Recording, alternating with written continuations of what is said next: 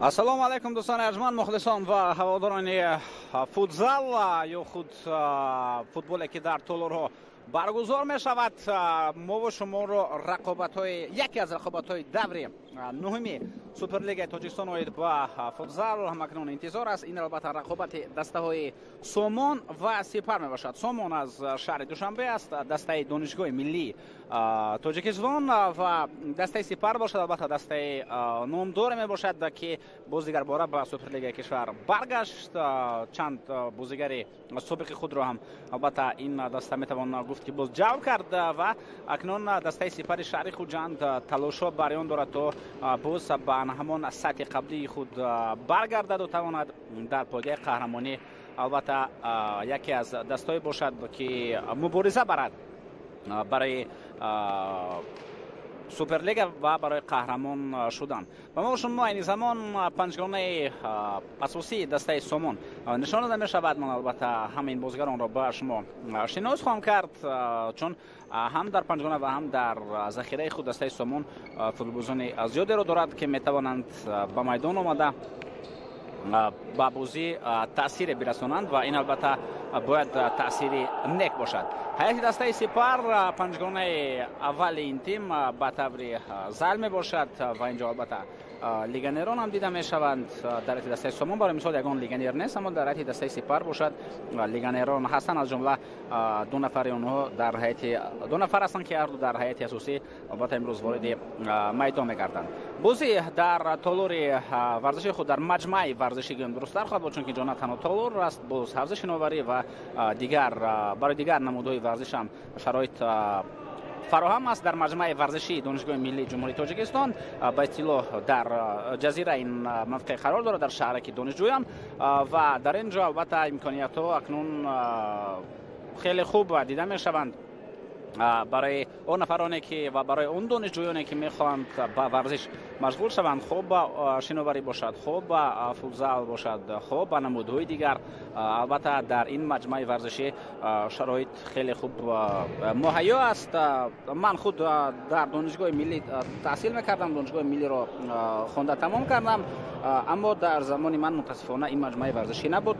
нав сохтмони онро шурӯъ кардам ки ман ҳам факултаи журналистикаи донишгоҳи миллии ҷумҳурии Тоҷикистонро ба итмом расондам, хатм кардам. хуб, акнун ба толори мазкур ба маҷмаи варзишии донишгоҳи миллии ҷумҳурии Тоҷикистон мутаваҷҷеҳ мегардем ки воқеан хеле хуб гӯем ки сохта ба истифода дода шудааст ва акнун имконият барои он бозигароне аст, он донишҷӯёне ҳаст ки албатта метавонанд тариқи ин нави варзиш, тариқи футзал ба донишгоҳ ва ба дастаи Сомон ки муталлиқ аст маҳз ба донишгоҳи миллии ҷумҳурии Тоҷикистон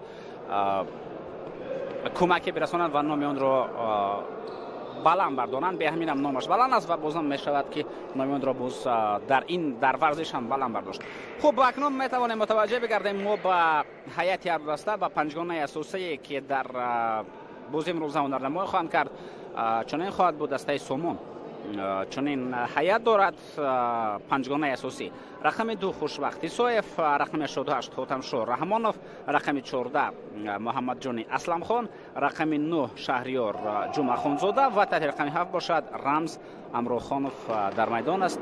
ӯ ҳунарнамоӣ хоҳад кард. футболбозоне ки аз захира ба майдон хоҳанд омад: Муҳаммад Афғонов рақами 77, рақами 10 Насим Файзов, рақами 8 Комронҷон Хушвақтов, рақами 13 Анушервон Соҳибов, рақами 1 Манучер Дӯст Маҳматов, рақами 17 Сиёвуш Бозоров, 19 Ансори Бобохонов, 22 Ҷамшед Умаров ва рақами 18 Ҳоҷӣ Саидов. самурабби дастаи мазкур ин албатта хуб Ҳикмат Фузайлов аст. ба ӯ Намози Затуллоев ва яке аз мутахассисони хуби соҳаи футзал Ираҷ Носиров кӯмак мерасонанд. Субҳиддин Мирзо Маҳмудов бошад духтури дастаи Сомон ба ҳисоб меравад. акнун мутаваҷҷеҳ мегардем мо ба ҳайати дастаи Сипар, бинандагони азиз, ки ин даста ба таври зайл бозигарони худро дар майдон монад, яъне панҷгонаи асосӣ. рақами 1 Бахтовар Ғафуров, рақами 10 Парвиз Раҳматов капитани даста, рақами 6 Ҳоҷӣ Носир легионери даста, як легионери дигар Амирҳусейн Тоибӣ аст. ӯ таҳти рақами 9 дар майдон бозӣ мекунад. خسرو قیومов رقم 17 و آنهایی که در ذخیره قرار دارند ارکین احرامزاده رقم 4 22 نزیخان نبیجانов 12 منیر سعید شریفов و رقم 18 باشد شهرت رسول زاده می باشد. سمربی دسته مسعود طاهری است و با کمک میرساند ظفرجان رحمانov.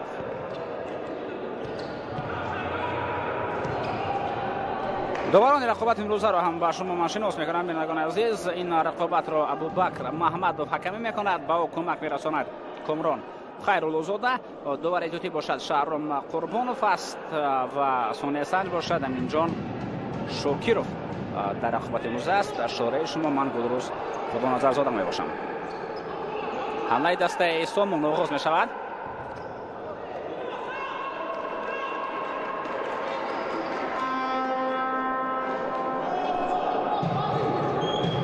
توسط کنار کوشش کردن فوتبالبازان سومون تا به حمله بگذارن ولی موفق نشدن. حاجی ناصر پاس و عقیب بختیار غفارov دروازه‌بان تو را به خط حمله میرساند. حمله میتواند ادامه یابد. تو با کنار رسانیده می شود. پرویز رحمتov کوشش ها در خط حمله. اونجا طیبی امیرحسین هم تلاش کرد ولی موفق نشد. ضربه به طرف دروازه جا میگردد. این وضعیت ببرا جنبال شد. پرویز رحمتov با توپ در میتوان گفت دوره طلایی دسته سپر هنگامی که با سورو کمپانی این دسته برای قهرمانی همیشه مبارزه می‌برد. یکی از بازیکنان اساسی ما از پرویز رحمتov بود. بعد اون به خارج رفت. در فرانسه هم بازی کرده بود. خلاص تجربه بازی در خارج کشور رو هم دارد. بعداً باز البته او برگشت این زمان او در دسته سابق خود در دسته سپر بازی میکند و به این دسته شهر خوجند کمک میرساند برای برگشتن به همون سطح بیشتر خود و واقعا این فوتبال باز یعنی هم پرویز رحمتov خوب باز اقبال باشید شده. اینها بازیگرانی هستند که واقعا هم به دسته سپر کمک خیلی کلان رساندند.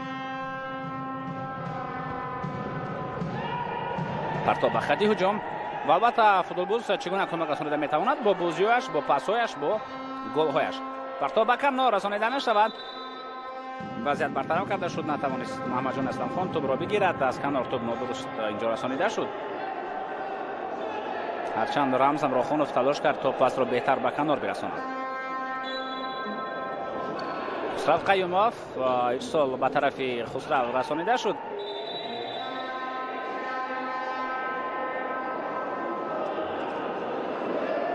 از پا افتید امیرحسین طیبی و در لحظه تکرار ما بار دیگر این وضعیت را متوجه می‌گردیم. اینجا حاتمشاه رحمانov کمی البته رسید و این فوتبالباز با امیرحسین طیبی و کارت زرد هم برای این عملش میگیرد.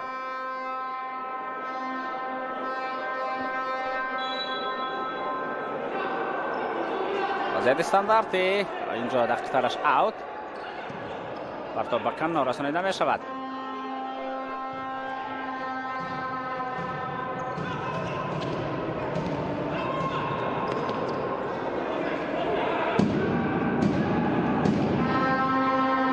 در بازی دور گذشتن دور هشتم دسته سپر با دسته استقلال بازی خود را برگزار کرد. اینجا ضربه به طرف دروازه محمد جان اسلام خان این ضربه را اجرا کرد ولی تو بالاتر رفت. با دسته استقلال بازیش را برگزار کرد. در شهر خوجند بازی برگزار شد و دسته استقلال با حساب 4-2 توانست پیروزی خود را به دست آورد. از دسته سپر در آن دیدار خسرو قیومov و پرویز رحمتov 2 گل را به ثمر رساندند. در هیئت استقلال باشد رستم حمیدov 1 گل را زد. 2 گل را محمد جان شریفov به نام خود مهر زد و همچنین رحمان علی شریف هم توانست 1 گل دیگر بزند. با حساب 4-2 بازی به انجام رسید.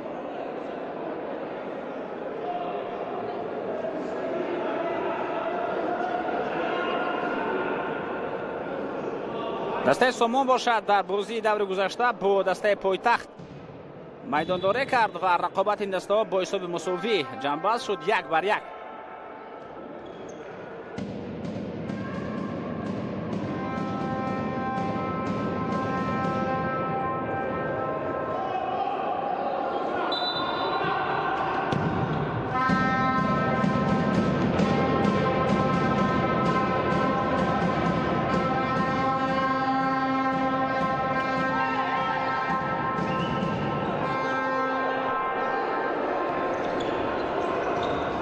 پس باقی رسانیده می شود. حمله نوبتی بازیگران دسته سپر را متوجه شدیم که خسرو قیومov توسط کنار کوشش کرد ولی موفق نشد.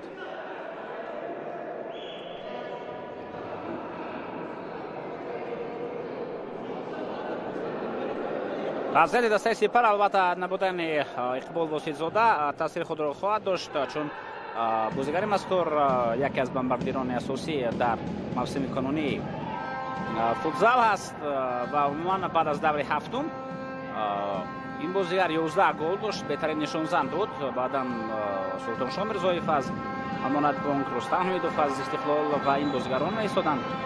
شفقت پولادوف همچنین از دسته سپر و سمندر رضاموف از سارا کمپانیا. بعد از دور هفتم. ولی در دور گذشته چون گفتیم رستم حمیدوف گل زد و اکنون 10 گل دارد و تنها یک گل اقبال واسطزاده از او بیشتر دارد، 11 گل. پرتاب عقیب تو به کنار رسانیده نشود. امکانیتی خوب برای ضربه زدن، ضربه اجرا میگردد. فرصتی خوب بود برای محمد جان اسلم خان. ضربه اجرا کرده این بازیگر از طرف دروازه‌بان برطرف کرده شد. خیلی خوب توپ را به موقع آزاد رساندند.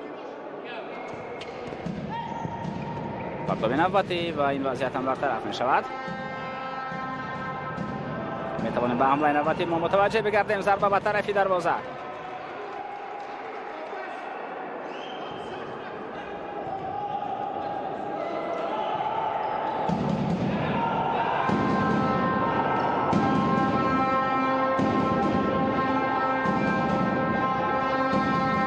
پاس نوبتی با کنار از اینجا ضربه زده می شود از نزدیک ایجان مگو.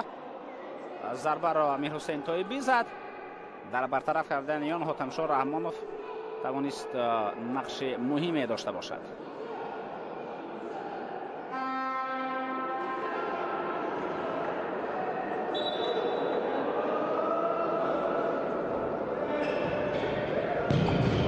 ضربه نوبتی اجرا می‌گردد. بسیار امکانیت خوب و بازم امیر حسین طایبی این کوشش را کرد.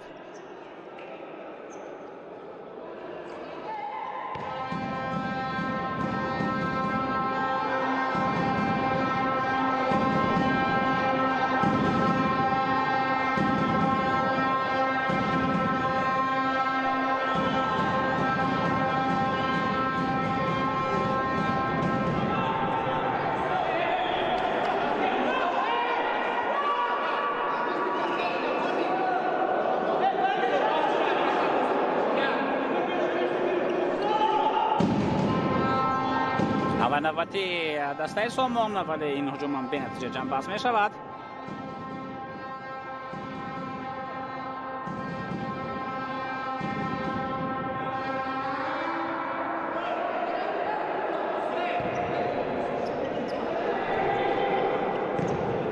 تو به کنار رسانیده شد. امکانیت نوبتی ضربه به طرف دروازه اجرا می‌گردد و توسط کنار بسیار هم خوب کوشش کرد. حاتمشاه رحمانوف ضربه هم زد و اگر یک نفر در کنج دور دروازه قرار نگرفت برایش تنها لازم میشد تا پای خود را گذارد و خلاص.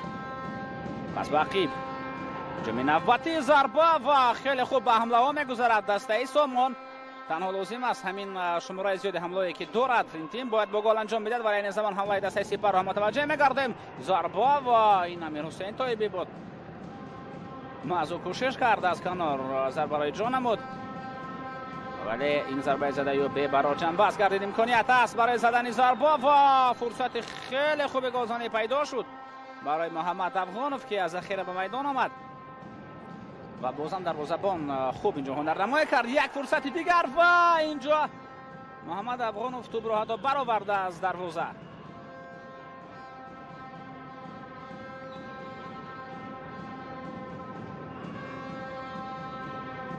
متوجه میشویم بار دیگر با این ضربه. ببینید که اگر نه توپ البته به دروازه نمیرفت ولی اگر پای خود را درست‌تر میمون محمد افغانوف امکانات بهترین گلزنی برایش پیدا میشد.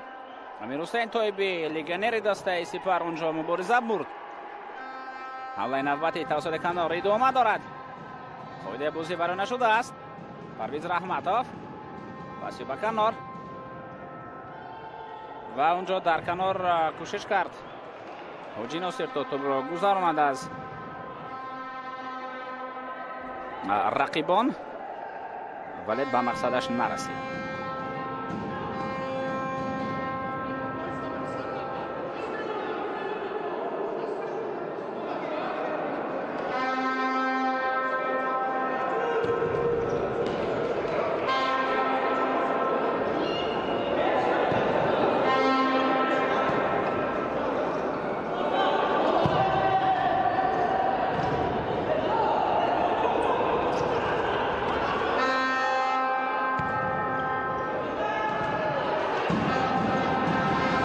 ضربه به طرف دروازه اجرا مگر امکانیت دیگر را بازم پیدا کرد.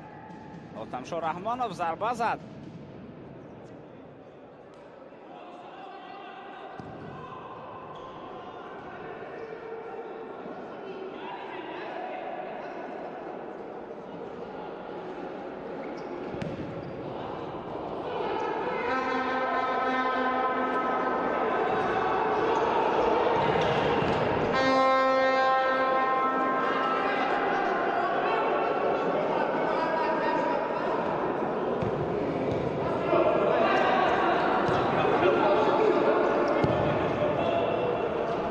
پرتاب به کنار، ضربه اینجا اجرا می‌گردد و دروازه‌بان خوشوقت سویف توانست این وضعیت را برطرف سازد.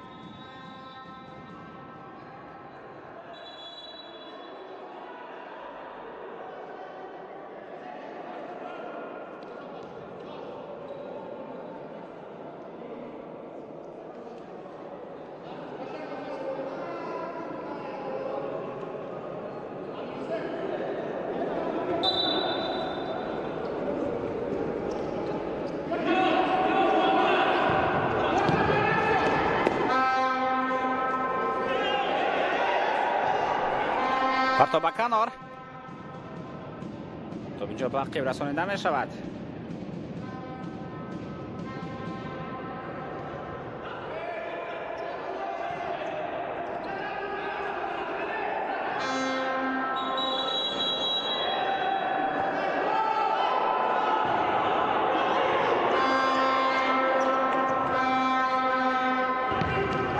توپ به کنار رسانیده شد.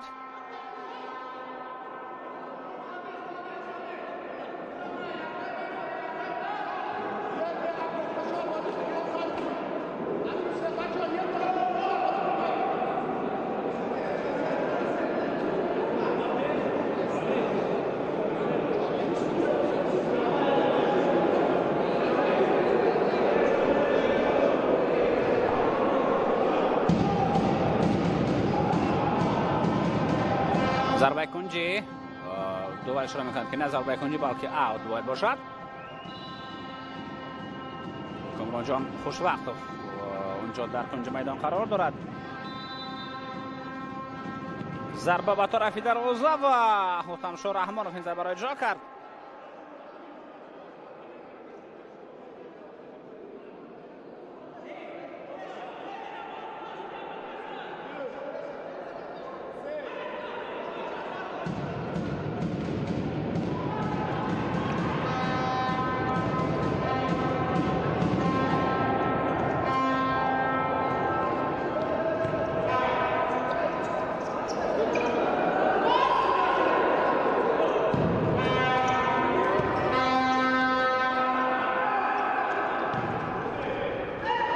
ضربه نوبتی بازم همین حسین طایبی ضربه را اجرا کرد.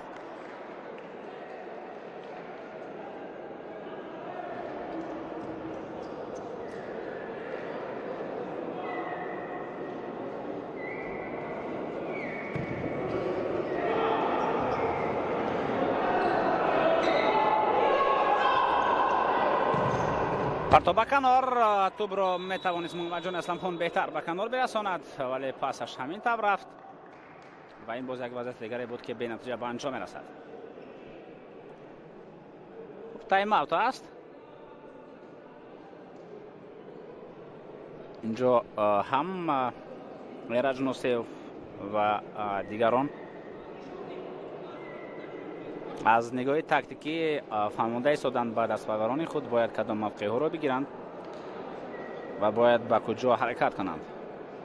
از اون با محمد افغانوف که فرصت خیلی خوبی گلزنی داشت بسیارتر فهمونده می شود.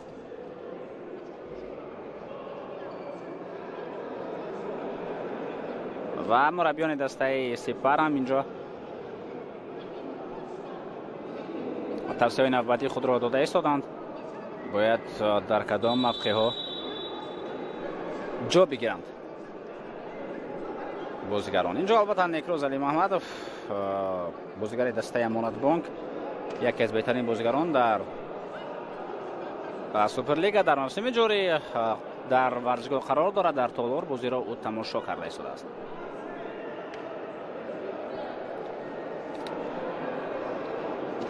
و اگر خطا نکنم باز اونجا نیکروز ایدیف هم بود، باز یک فوتبال بازی دیگری مملکت هم.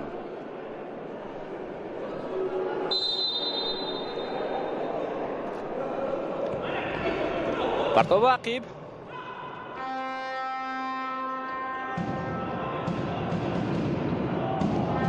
ضربه به طرف دروازه اجرا می‌گردد. این حجی ناصر بود که چنین ضربه را زد، ولی ضربه اجرا کرده بازیگر مسعود را برطرف کرده نتوانست. خوشوقتی سوی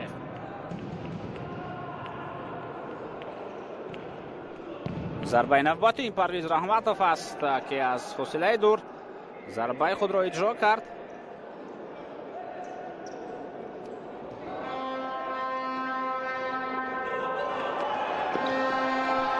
امکانیت برای زدن گل است.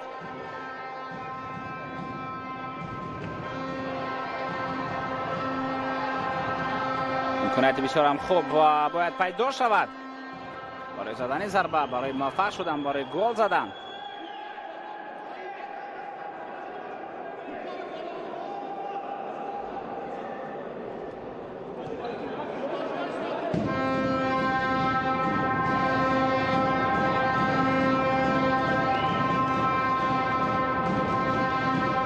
پرتاب عقیب تمشا رحمانوف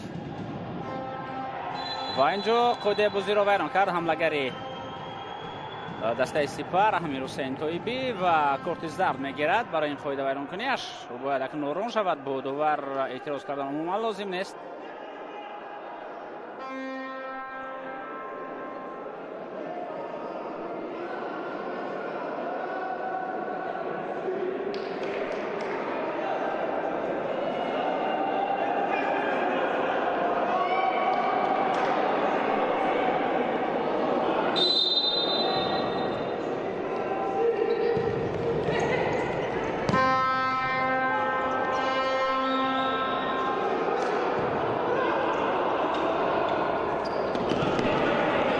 با کنار رفت بازی البته آرام‌تر شد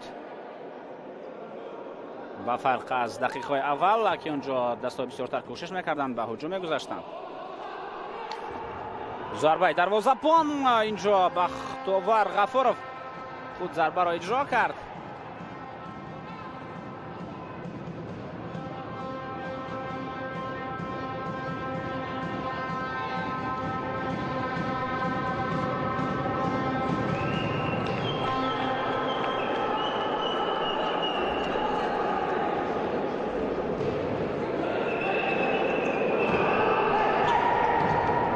پرتاب به کنار توسط مرکز حمله نوبتی بازیگران دسته سامان جریان میگیرد و ارسال محمد جان اسلام خان به کنار میدان به کنار رسانیده می شود و این باز یک وضعیت دیگری بود که بی برار جنبست شد، یعنی توپ را درست اداره نکردند.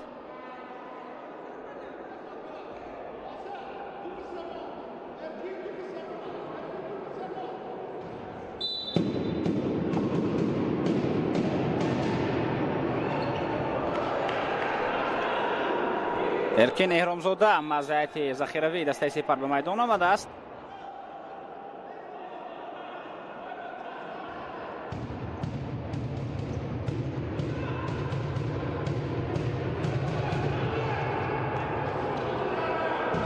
امیر حسین طیبی امکان ضربه زنی میجوید، او از پا میافتد ولی خود بازی برای نشده است. حمله جوابی دسته سامان پرتاب به کنار و اینجا توپ را نتوانست درست‌تر قبول بنماید رمز امراخانов و از این لحاظ حمله ادامه نیافت.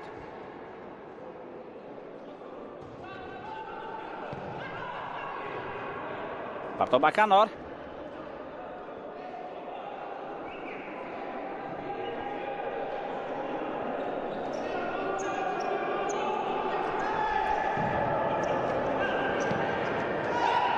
پرویز رحمتов پاسیو با خط هجوم. رحمتov بازم توپ را اداره میکند و اینجا توپ از میدان بیرون شد.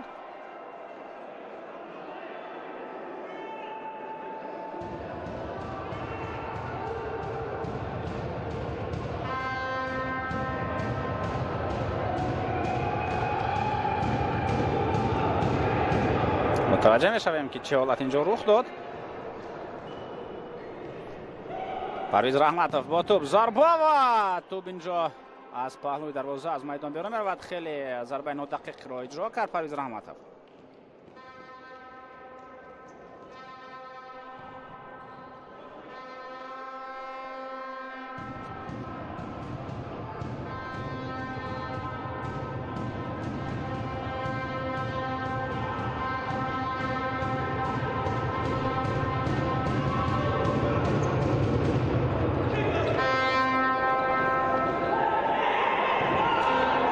محمد جان اسلمخان پرتابی به کنار.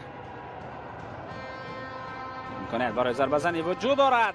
ضربه هم اجرا می شود. این حاتمشاه رحمانov بود، یکی از بازیکنان فعال در هیئت دسته سامان، اما ضربه اجرا کرده و نادقیق جنبه شد چون که اون را توانست دروازه‌بان برطرف سازد. جا باشد بر مقابل حاجی ناصر قاعده بازی ویران شده است.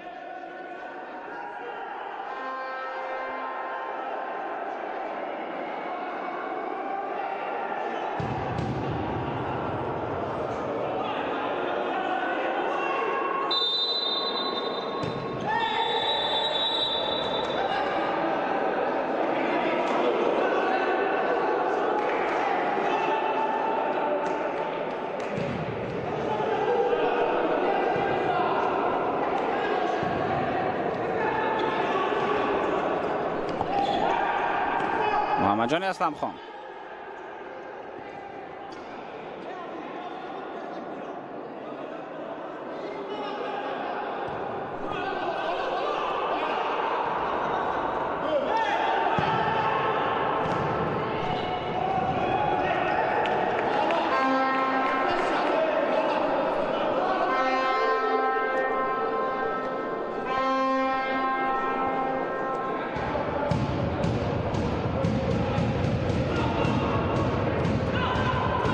الان نوبت خود را آغاز میکنند بازیکنان سپر. پرتاب به خط هجوم، امکانیت خیلی خوب، ضربه و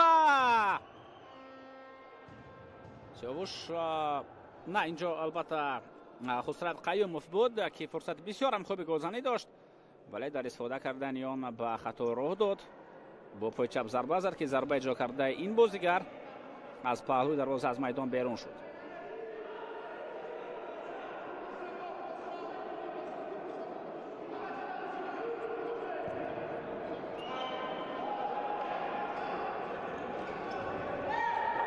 باز یک وضعیت دیگره که اونجا قاعده بازی ویران کرده شد. حاجی ناصر کوشش کرد توپ را از یک رقیب گذراند و قاعده بازی برداشت ویران شد. خود لیگم نیر دسته سپر با توپ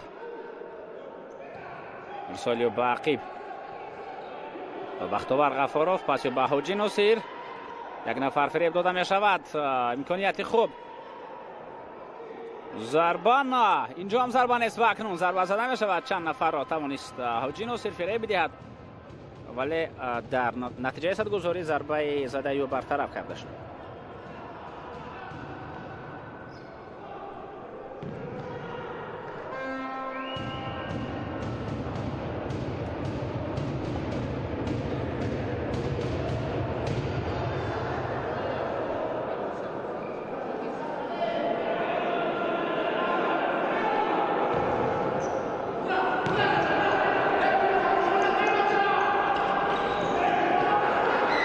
توسط کنار به حمله متوجه می‌گردیم.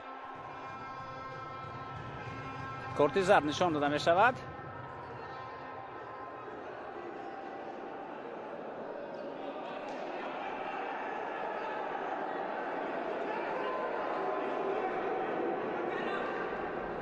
متوجه می‌گردم که چگونه هوجینوسیار رقابت کرد با رمزان راخونوف و برای چنین بازی بیرون از قاعده فوتبال کردن با این بازیگر کارت زرد نشان داده شد. ضربه به طرفی دروازه تو باقی به طرف دروازه من برمیگردد. ضربه به خط هجوم.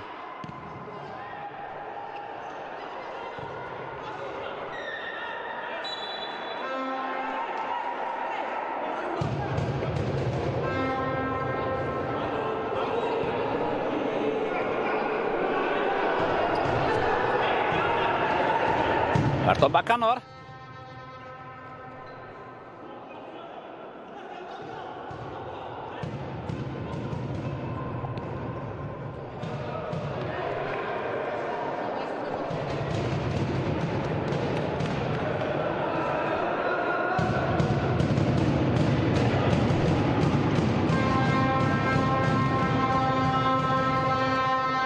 حاتم رحمانوف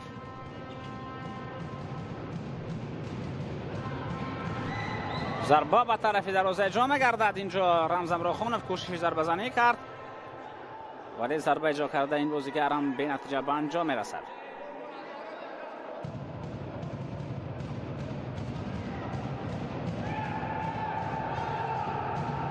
بسال به خط هجوم میتوان بین حمله متوجه گرداب رسانیده می شود و این باز یک وضعیت دیگری بود که به برای جنب بست شد. پرتاب به کنار.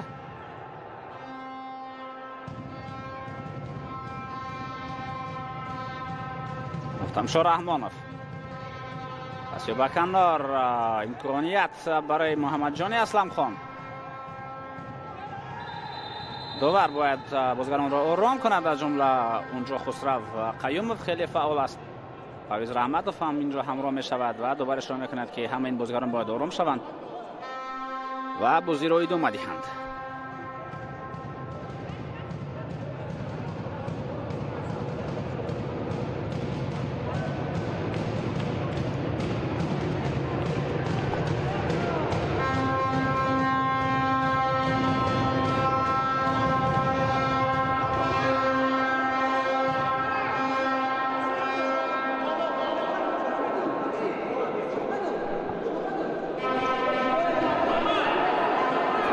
و دوباره آرام میکند اینجا محمد جانی اسلم خان را.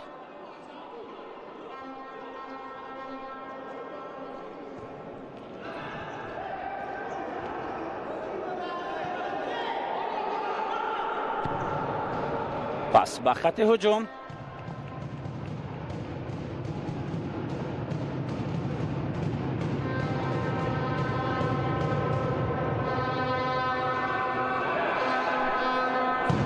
ضربه اجرا می‌گردد اینجا محمد جان اسلم خان. کوشش کرد تا با پیچ ضربه اجرا نماید ولی در نتیجه صدگذاری این ضربه برطرف کرده شد. پس به خط هجوم امکانیت و توپ وارد دروازه می شود و بازیگران دسته سامان این زمان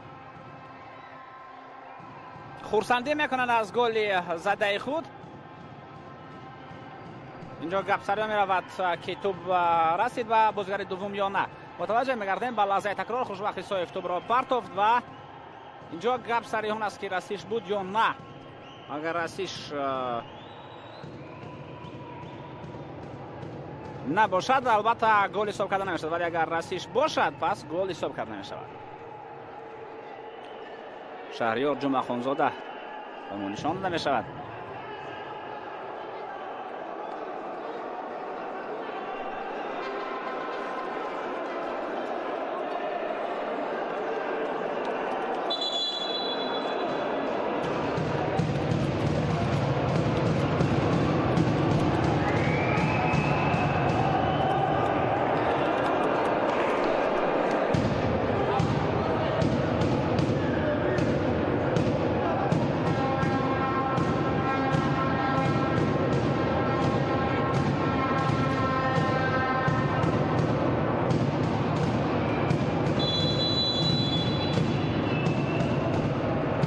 گل حساب کرده میشود دوستان ارجمند. البته با دست اگر تو با هیچ کس نرسیده وارد دروازه بشود گل حساب کرده نمیشد، ولی اگر با دست توپ روان کرده دو مهم نیست با بازیگر این دسته یا با بازیگر اون دسته رسش دوم باشد گل البته حساب کرده می شود و در این فرصت البته رسش دوم بوده است، از همین لحاظ هم گل حساب کرده می شود. ما بار دیگر متوجه می گردیم مشکل است گفتن که رسش بود با یگان کسی یا نه، ولی به هر صورت گل حساب کرده شد، یعنی داوران که اونجا نزدیکتر قرار دارند این گل را حساب کردند، پس گل است و دسته سامان به پیش برآمد.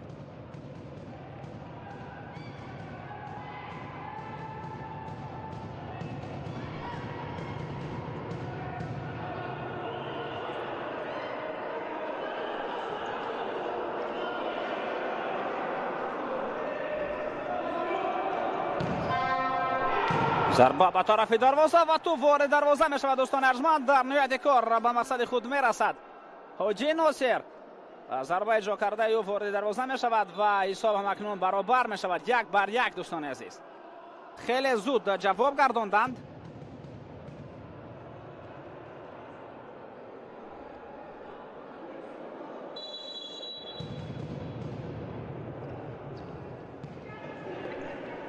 پرتاب عقیب می توان این ضربه را مشاهده کرد.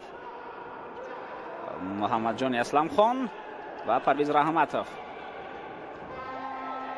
کوشش کرد تو اینجا از میدان بیرون شده است. حاتمشاه رحمانوف ایسالی به خط هجوم، توپ در میدان است، می توان حمله را ادامه داد. امکانیت ضربه و شهریار جمعه خانزاده کوشش کرد ولی این حالت را برطرف کردن نتوانست. ضربه به طرف دروازه اجرا می گردد.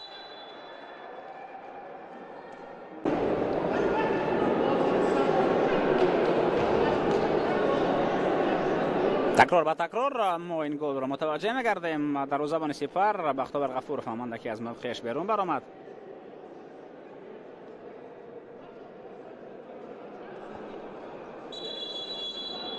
و بعداً ضربه‌ای که حاجی ناصر از کنار کوشش کرد و با پای چپ روان بود، موقع اونقدر خوب را در خط دفاع گرفتند بازیگران خوب دسته از سومون.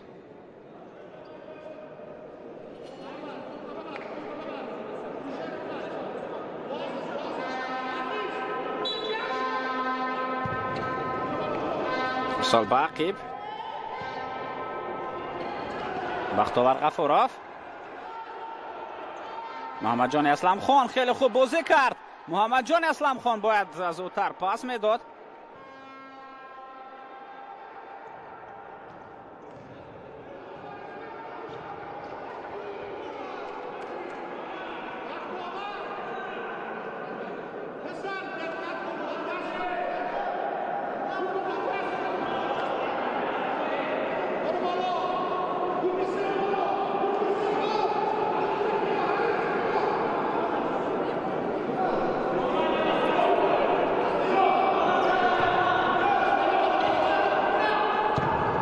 بختیار غفورov ارسالی با خط حمله.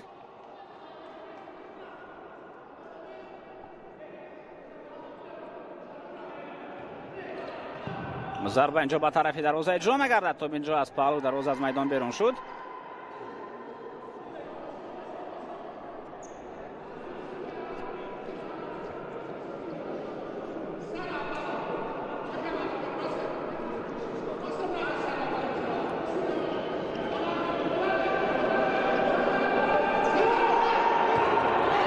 امکانات نوبتی برای زدن ضربه باز پیدا می شود. خوشبخت سویف باز هم توانست از دروازه خود توپ را تو با خط حمله برساند.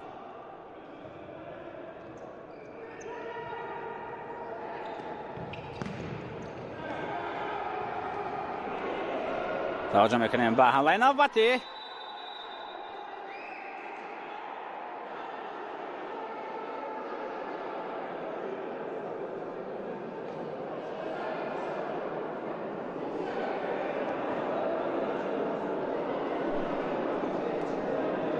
محمد جان اسلام خان قیدی بازی را ویران کرد بر مقابل حماد حسین طیبی.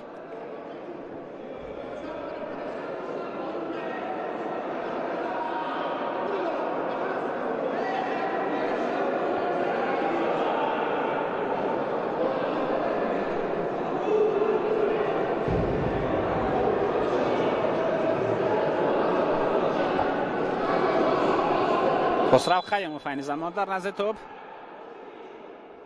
او توپ را به پرویز رحمتوف میماند. پس پرویز رحمتوف به کنار.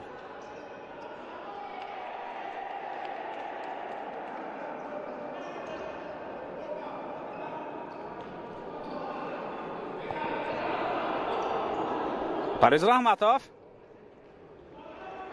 باز یک امکان دیگر میجوید. امیر حسین طیبی از همه فوتبالبازی فعال در خط حمله دسته سپر.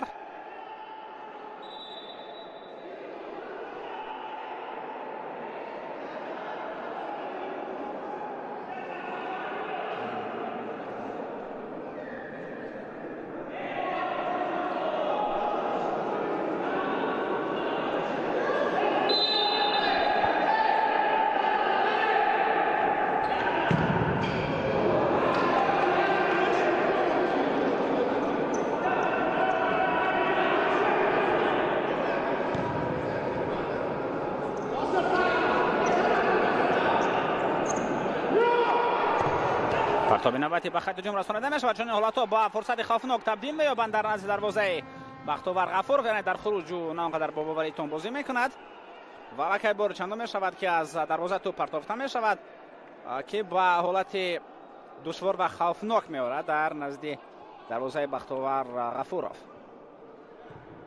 بسیار بعد داخل جریمه گاه دخترش حتی به مرکزی میدان با تمشا رحمانوف و با دروازه‌بان با خوشبختی سویف توپ را میدهد.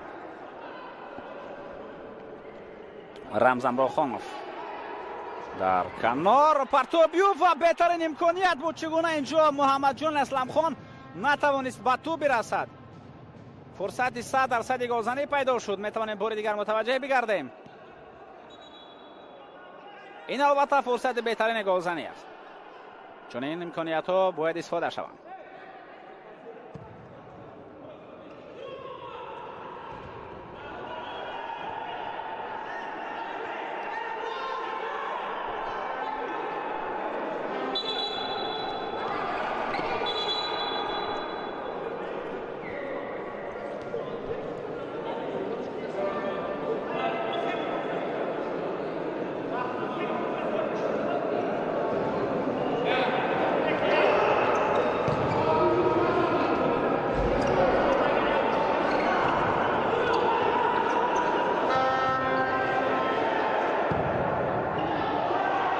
ضربه به طرف دروازه و چگونه این ضربه با گل انجام می‌یابد. بهترین ضربه و بهترین گل دوستان ارجمند در رقابت امروزه در دقیقه 18 زده می‌شود. خیلی و خیلی خوب این امکانیت استفاده کرده شد.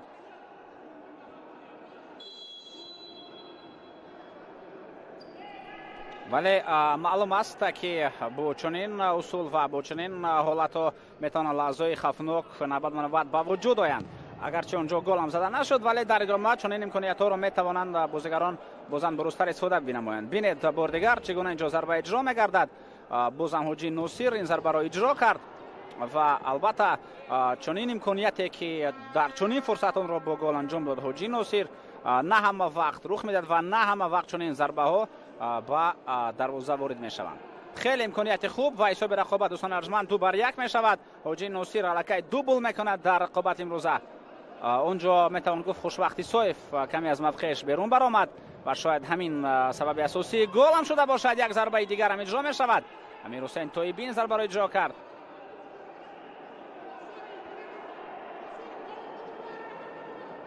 بینید که چگونه اونجا متوجه گردید حاجی نوسیر موقع نادرست دروازه‌بان را و از فاصله دور ضربه‌اش را اجرا کرد. این باشد لحظه که بازم رخ داد و اینجا البته خوشبختی سویف توانست از عهده برطرف کردن ضربه زده امیر حسین طیبی برآید. پس به عقب بازم حاجی نوسیر بازیگر مذکور خیلی خوب خود را نشان می‌دهد. الکی دوبل کرد. تمشا رحمانوف پاسی به کنار رمزان راخانوف نتوانست توپ را به دستش برساند. پرویز رحمتوف امیر حسین طیبی ضربه ولی توپ اینجا مدقق می رود.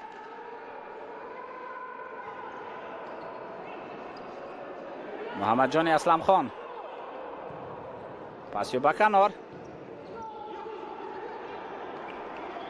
میتوان این کوشش را مشاهده کرد چگونه در کنار مبارزه برد. شهریار جمعه خانزاده و توپ از میدان بیرون می شود.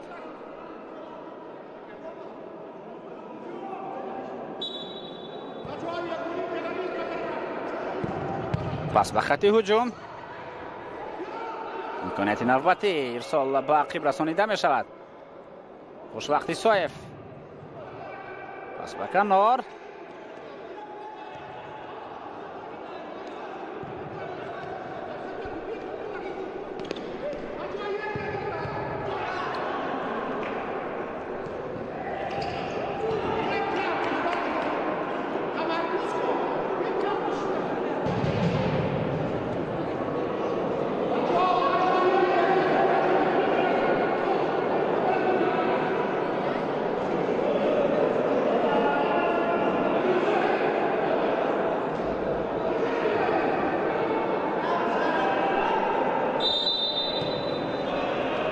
با طرف خسرو قیوموف ضربه اجرا میگردد ولی توپ خیلی هم بلند از دروازه رفت.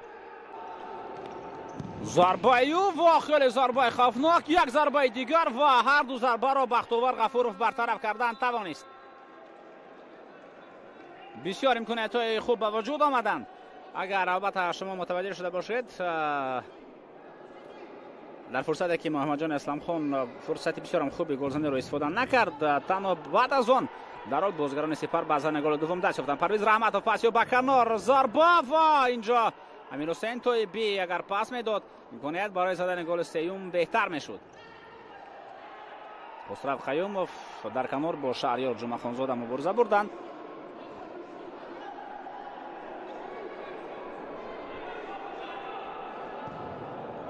پس به عقب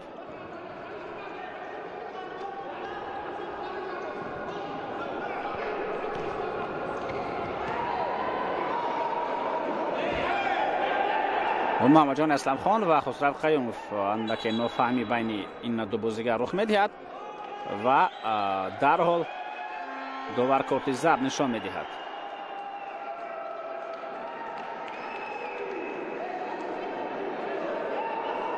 با مسعود طاهری هم کارت زرد نشان داده شد و محمد جان اسلام خان هم.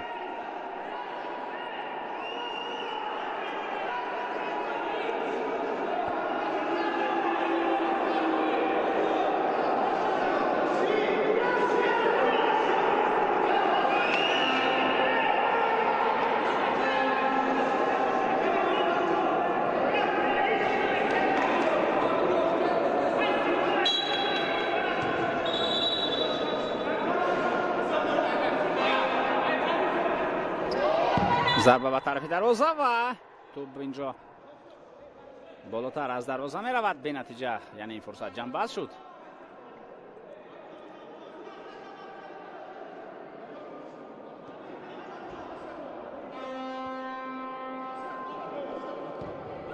مثال با عقیب بختیار غفورov ثانیه به شمار باقی میمانند.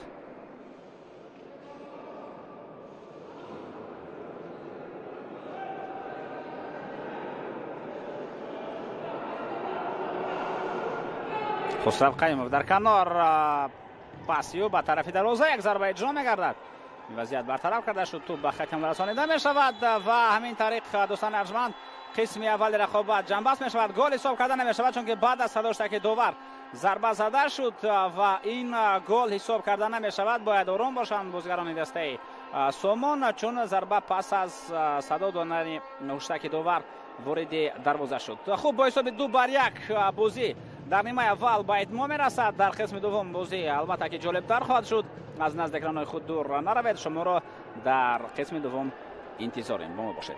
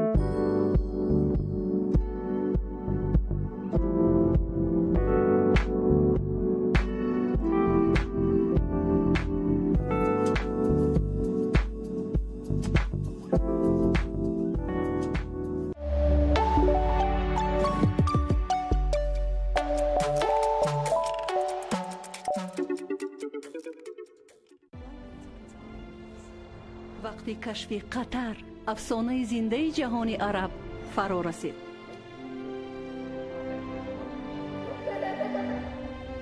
هر هفته روزهای پنجشنبه پروازهای مستقیم با هواپیماهای سومون ایر. با آسانی سفر کنید و شکوه قطر را از نزدیک ببینید.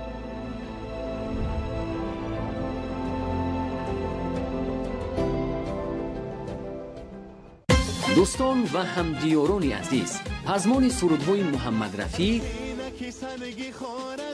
و نازیه کرامت‌الله شدیم. همین خیل نه؟ اگر این طور باشد پس شما رو به شب نشینی در طرفخانه بخارا دعوت می‌نماییم. سنه 19 دکبر ساعت 19 در صحنه طرفخانه بخارا محمد رفیع کرامت‌الله همراه نازیه کرامت‌الله هنرنمایی میکنند. شما رو اینچنین بازی‌های جالب و تحفه‌های خاطرمان انتظارند. نشانی ما شهر دوشنبه، کوچه دوستی خلق‌ها 47. تلفن ها برای تماس 900 007538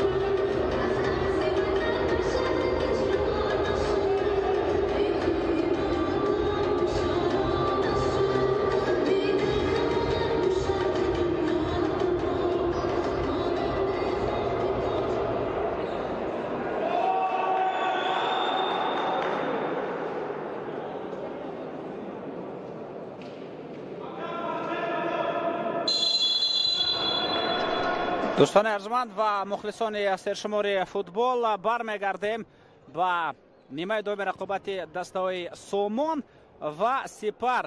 این رقابت دور نهم سوپرلیگ تاجیکستان می باشد دوستان ارجمند که رقابت این زمان با حساب 1-2 جریان دارد. دسته سومون در نیمه اول رقابت توانست با زدن گل شرفیاب بگردد، ولی با گل زده و بعدن بازیگران دسته سپر با 2 گل حاجی ناصر جواب گرداندند و حساب رقابت با سبب این 2 گلی که به هدف رساند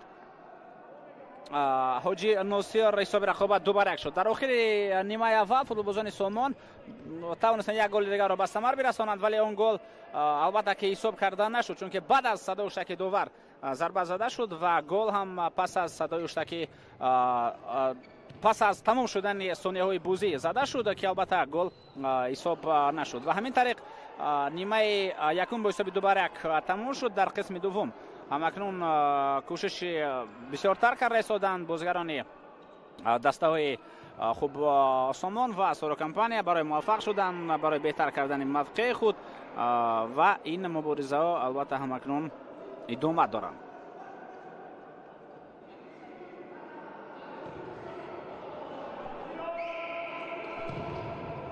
می توانیم شما را با هیئت دسته آشناس بنماییم. دسته سومون خوشبختی صایف، حاتمشاه رحمانوف، اسلم خان، محمد جان اسلم خان، جمعه خانزاده شهریار، رمز امروخانوف، بعدا محمد افغانوف، نسیم فیضوف، کامران جان خوشبختوف، انوشروان صاحبوف، منوچهر دوست محمدوف، سیاوش بازاروف، انصاری باباخانوف و جمشید عمرов همچنین حاجی سعیدوف. سمربی دسته مذکور حکمت فوزایلوف است، نماز عزت الله و ایرج نوسیف به کمک میرسانند. دسته سپر چون هیئت دارد بختیار غفورов. رقمی 1 بازیگران دیگر پرویز رحمتوف، حاجی ناصر، امیر حسین طیبی، خسرو خیوموف، ارکین احرامزاده، نظیف خان نبیجانوف، منیر سید شریفوف و شهرت رسولزاده.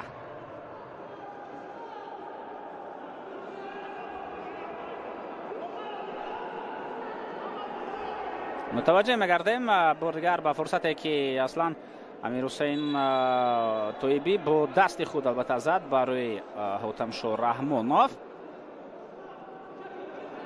او یک کارت زرد علاقه دارد. امیر حسین طیبی باید آرامتر بازی کند، چون که میتواند باز یک کارت زرد دیگر هم بگیرد و همین طریق بازی امروزه برایش جنبش خواهد شد.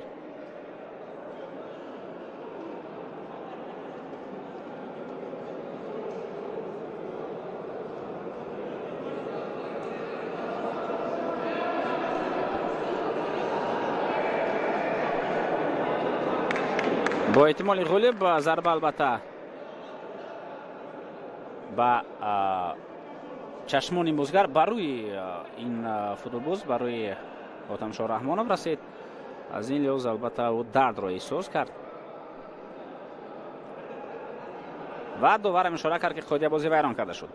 این بازی را حکم میکند دوستان عزیز ابوبکر محمدوف و کامران خیرالله زاده کمک میرساند و دوباره احتیاطی باشد شهرام قربانوف است، ثانی حسن باشد، امینجان شاکیروف می باشد. خب کارت زرد دوم رو هم گرفته است امیر حسین طیبی. طبعا مشاهده میکنیم بازیگر مذکور از میدان بیرون شد، یعنی 2 کارت زرد به کارت سرخ مبدل میگردد و اکنون 2 دقیقه بازیگران سپر در میدان با شماره کمتر بازی خواهند کرد، یعنی اونها 4 نفر خواهند بود، 3 نفر در خط دفاع همیشه می ایستند و همچنین 1 نفر دیگر دروازه‌بان هم در دسته سپر در نیمه دوم می‌بینیم که عوض کرده شده. شهرت رسولزاده این زمان در دروازه است، نه بختیار غفورov که در نیمه اول معزود در خط دروازه می ایستاد.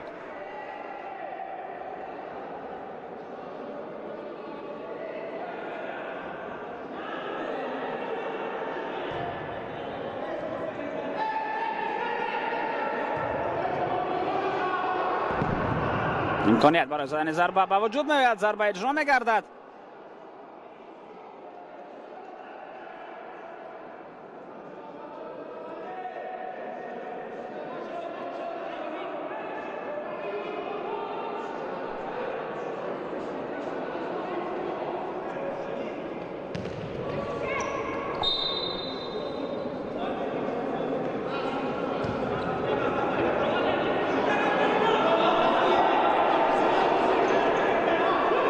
حمله نوبتی بازیگران دسته سومون اونها همین دقیقه‌ای که در میدان از جهت شماره بسیارتر خواهند بود باید درست استفاده بنمایند. خسرو قیوموف اینجا قاعده بازی ویران کرده شد و در چنین حالت البته رقیب را وادار کردن با ویران کردن قاعده بازی من وقت را کشول دادن خیلی مهم به حساب می‌رود، چون که اگر توپ در نظارت دسته که از جهت شماره بسیارتر باشد قرار بگیرد، در این صورت امکانیت گل زدن برای این دسته خیلی می افزاید.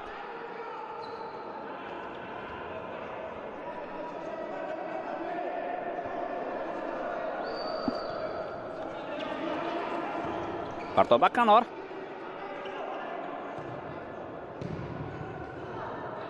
حاتمشاه رحمانوف توپ را به عقب میرساند. بازم حاتمشاه رحمانوف توپ را میگیرد. گیر کردند سه نفر فوتبالبازان سومون.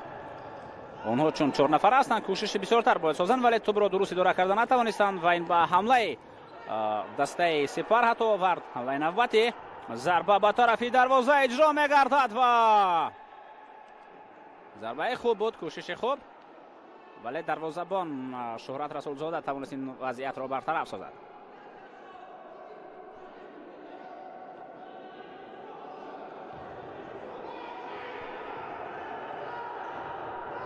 ضربه نوبتی ولی این نوبت هم توپ خیلی بالا از دروازه رفت.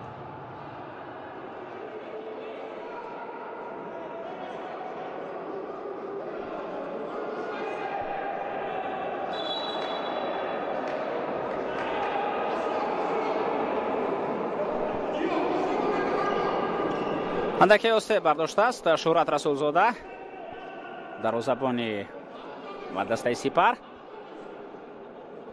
مسعود طاهری این سرمربی دسته سپر می باشد.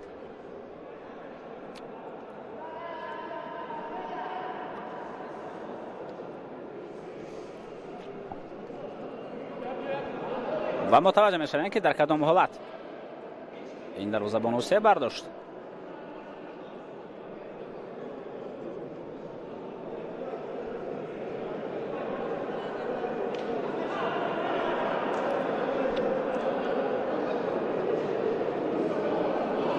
خب به موقع خود میتواند برگردد بختیار غفوروف.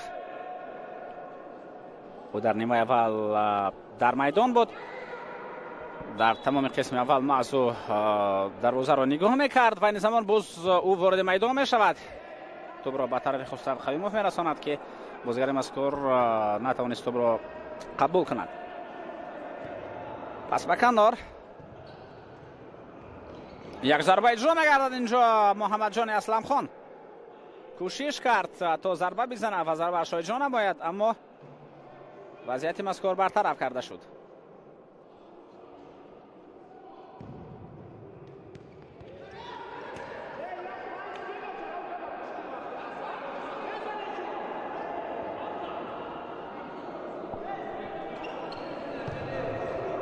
تا هنوز هم امکانیت دارند بازیگران دسته سومون و تو باید درست اداره کرده شود. اونها این زمان از جهت شماره بیشتر هستند در میدان. 4 نفر بازیگر میدانی بر مقابل 3 نفر بازیگران میدانی دسته سپر هنرنمای کار ایستادند. بازیگران دانشگاه ملی رمز امروخانوف پاس خوبی و با محمد جان اسلم خان توپ را پوی اینجا دیده می شود. امکانیت می جویند اکنون بازیگران دسته سپر. ضربه و این ارکین احرامزاده بود که ضربه را اجرا کرد. بازیگر رقم 4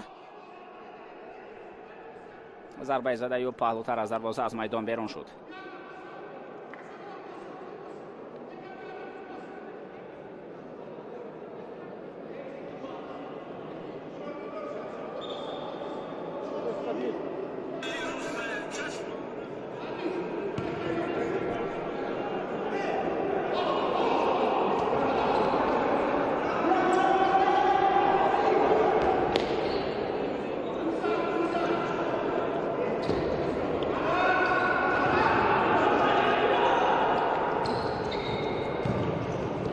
خطاب عقیب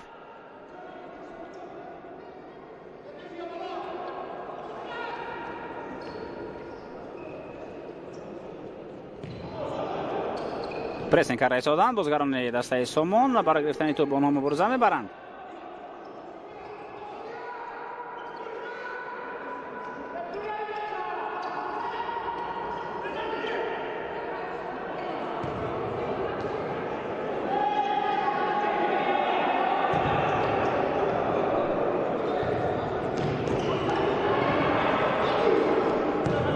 رحمانов Хотамшо محمدجان اسلمخان این بازیگر هم خیلی فعال است در رقابت امروزه.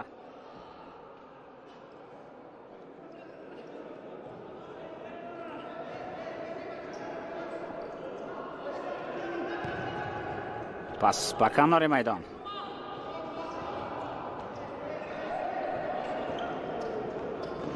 رمزم راخانوف.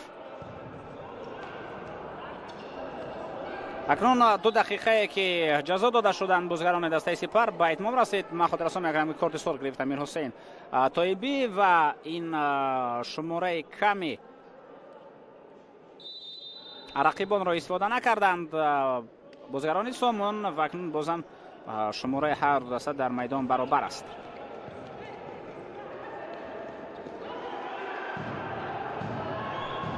حالا نوبتی و اینجا قاعده بازی بیان کرده شده است. دوباره اشاره میکند که کارت زرد هم اینجا است.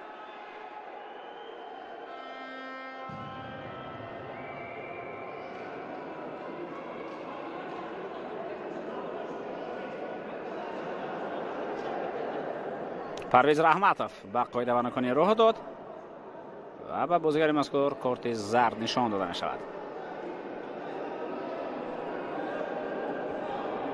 می‌بینیم که بر مقابل شهریار جمعه خانزاده قاعده بانکنی بود.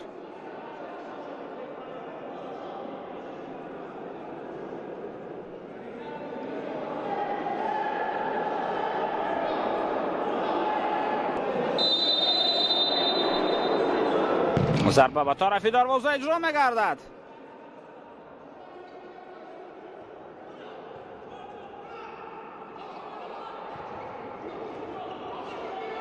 ضربه نوبتی رمزم راخانوف او هم یکی از بازیگران خیلی فعال در هیئت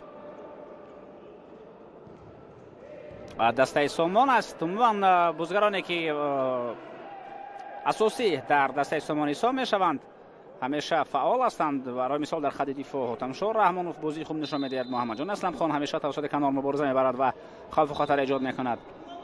رمزم راخانوف یک بازیگر دیگر خیلی فعال است.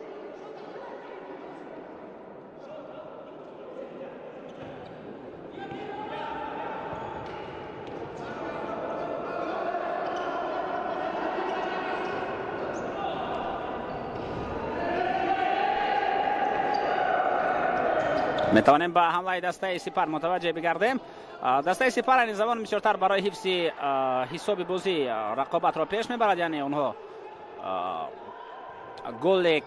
یک گلی که پیش هستند اون را حفظ میکنند و به قصد نگاه داشتن حساب رقابت بازی را پیش میبرند. رمزم راخانوف قاعده بازی را بیان نکرده است، توپ را گرفت و به یگان مشکلی توپ را گرفتن توانست.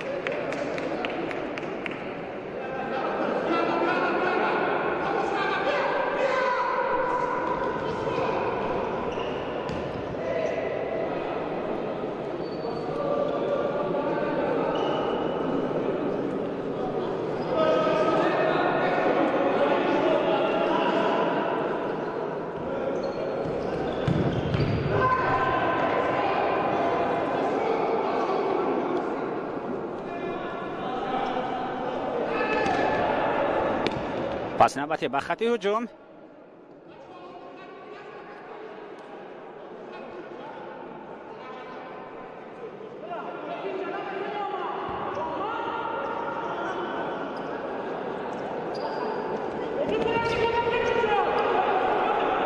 وصل به عقیب.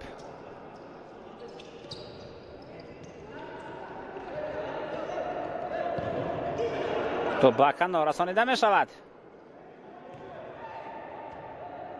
توپ را بسیارتر بازیگران سامان اداره میکنند و بیشتر آنها به هجوم میگذارند. قسم اول این رقابت 48 دقیقه ادامه یافت دوستان ارجمند.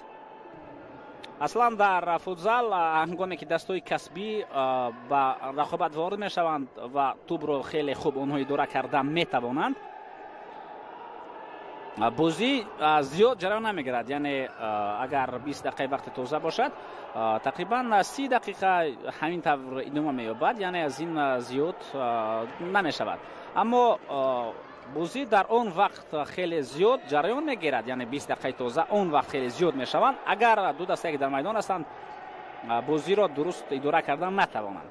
البته گفتنی نیستم که سومون و سپر نتوانستند در نیمه اول درست بازی را اداره کنند و درست اداره کردن توپ را آموختند، ولی تجربه همین طور است. تجربه نشان میدهد که دسته هایی که از جهت کسبی خیلی ضعیف هستند بازی اونها خیلی طولانی جریان میگیرد. در فوتزال دستایی که خیلی فوتزال بازانشون کسبی هستند هم سرعتی بلند را نشان میدن و در برابر سرعتی بلند داشتنشون اونها توپ را با همین سرعت بلند اداره میکنند و اون را از دست نمیدهند.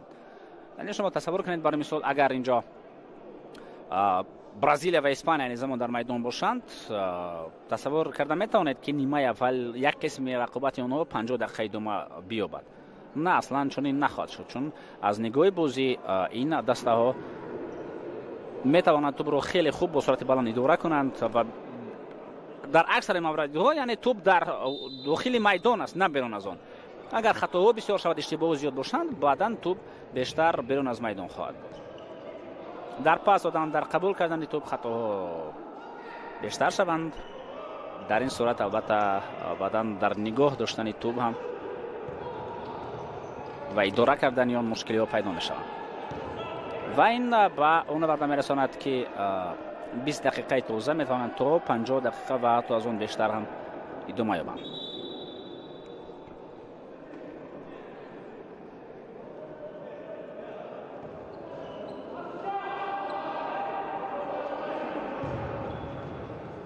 سال به خط هجوم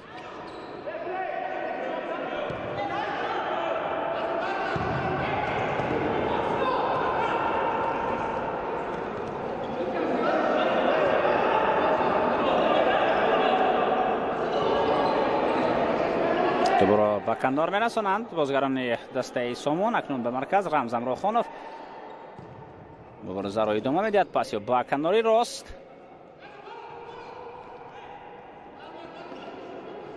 رمزم راخانوف توسط کنار توپ را تا نزدیکی جریمه گاه میبرد. پرتاب هم اجرا میکند به داخل جریمه گاه و اینجا قاعده بازی را البته که ویران کرد خسرو قیوموف. او نه توپ را بلکه بازیگر رقیب را ضربه زد.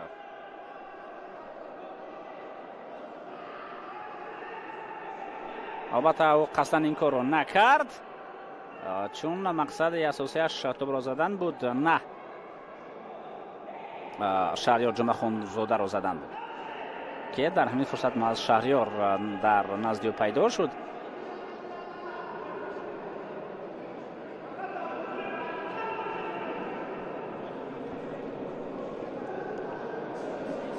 این پاوز امکانات خوب برای مسعود طاهری است تا او تفسیر نوبتی خود را بدهد، دستور سپارش های خود را به دستاوردانش برساند.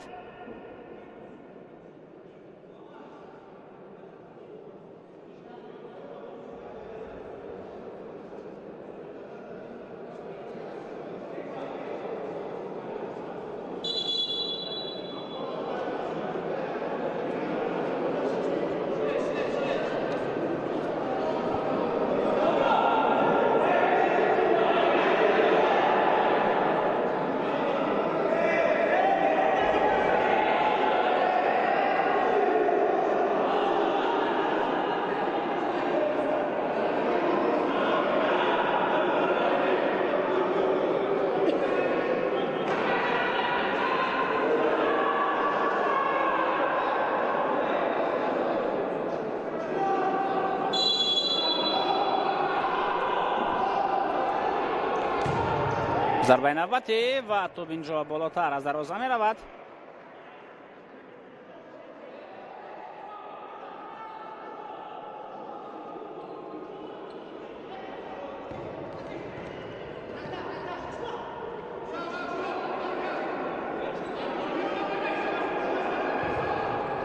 محمد جان اسلام خان در کنار برای قبول کردن توپ آماده بود. پرتاب نوبتی و امکانیت برای ضربه زنی پیدا شد. اینجا خسرو قیوم کوشش ضربه زنی کرد.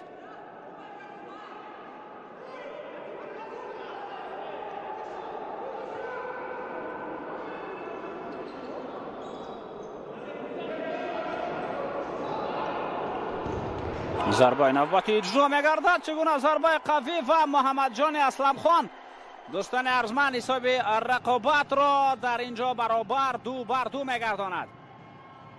این محمد جان اسلام خان از دوستان ارجمند نه شهریار جمعه خانزاده، شهریار جمعه خانزاده تحت رقم 9 در میدان است. محمد جان اسلام خان از کنار ضربه قوی خود را اجرا می‌کند که این ضربه با گل انجام می‌یابد. می‌توانیم بار دیگر ما متوجه بگردیم. خیلی ضربه قوی. حساب رقابت دوستان عزیز برابر می شود اکنون 2-2 و پس از این رقابت می تواند باز هم جالبتر شود. محمد جان اسلام خان در کنار و اکنون به خود باوری را بیشتر حاصل می کند. به میدان شهرت رسول زاده آمده است.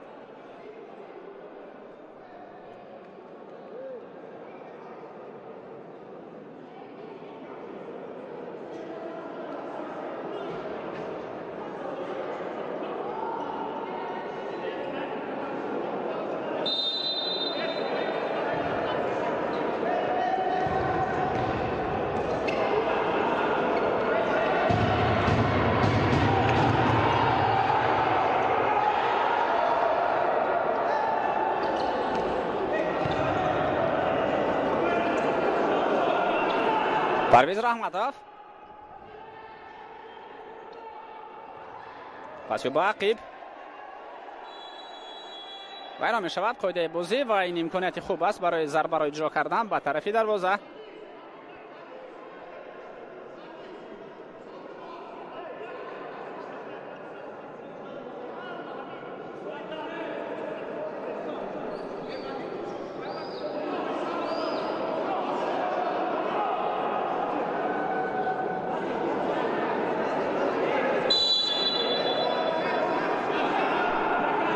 ضربه به طرف دروازه.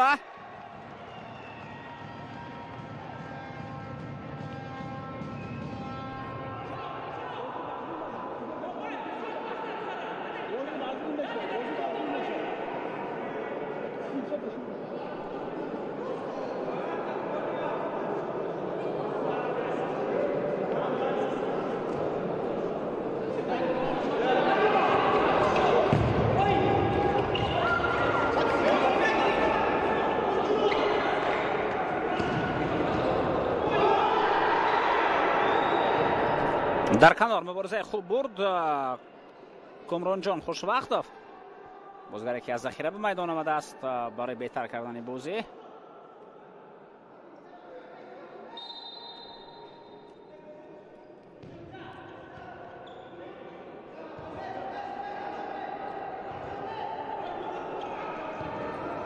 پرتاب با کنار رسالی رمزم راخانوف باقیب و حاتم شاه رحمانوف. ضربه نوبتی اجرا می‌گردد از کنار. آنجا تلاش کامران جان خوشوقتوف بود و توپ بالاتر از دروازه از میدان بیرون می‌شود در این فرصت.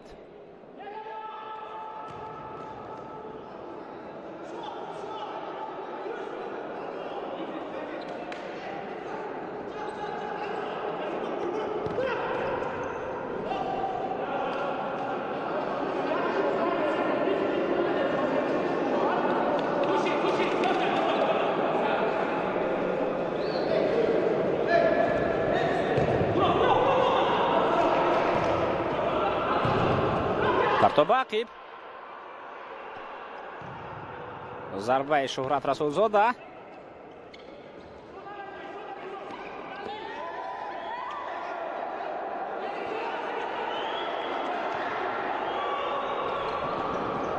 امکانیت برای ضربه زنی اینجا با وجود می آید. ضربه اجرا می شود. این رمزم راخانوف بود، کوشش خوب ضربه زنی کرد.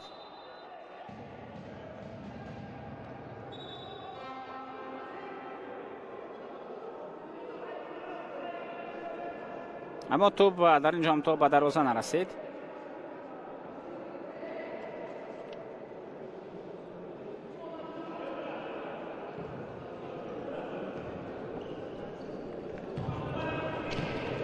پرتاب نوبتی اجرا می‌گردد. امکانیت خوب خسرو قیوموف. ضربه برطرف می‌شود این وضعیت. خسرو قیوموف پاسی و ضربه و گل.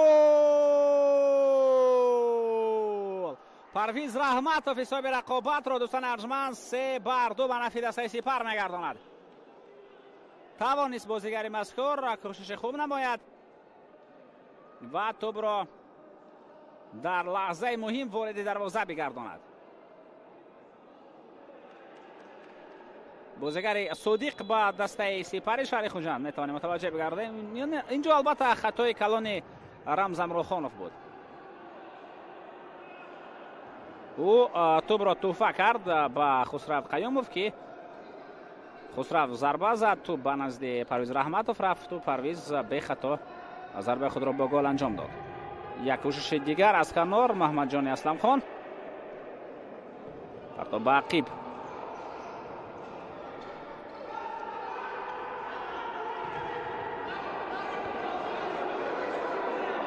خوشبختی سایف. ضربه اجرا می‌گردد و رمزم روخانوف بود که از فاصله دور ضربه‌اش را اجرا کرد و ضربه زده این بازیگر از پهلو دروازه از میدان بیرون می‌شود.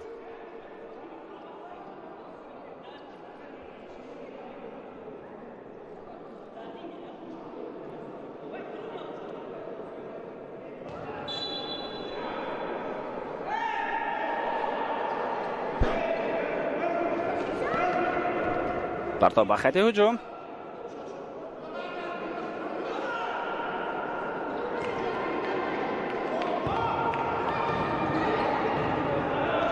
تو با عقیب رسانیده می شود. ارسال به کنار.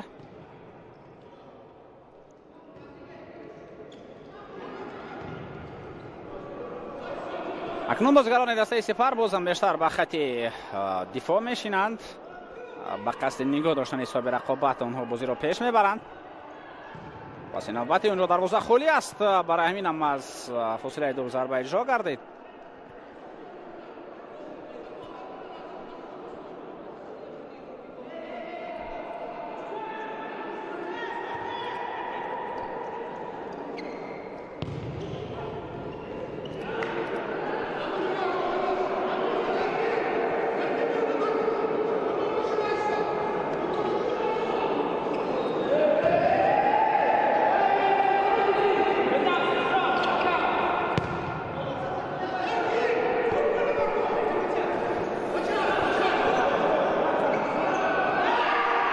پرتاب نوبتی به خط حمله.